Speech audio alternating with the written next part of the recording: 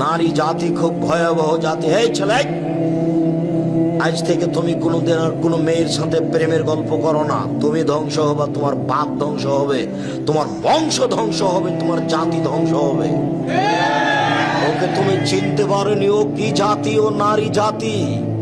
তুমি ওকে চিনতে পারোনি, তোমাকে ধ্বংস করার জন্য এসেছে।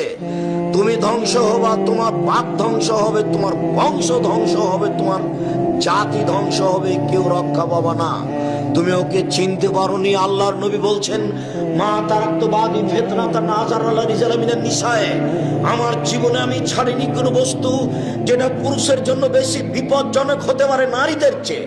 আমার জীবনে আমি ছাড়িনি কোনো বস্তু যেটা পুরুষের জন্য বেশি বিপজ্জনক হতে পারে নারীদের চেয়ে। আমার জীবনে আমি ছাড়িনি কোনো বস্তু যেটা পুরুষের জন্য বেশি বিপজ্জনক হতে পারে নারীদের চেয়ে। নারী হচ্ছে পুরুষের জন্য সবচেয়ে বেশি বিপজ্জনক বস্তু।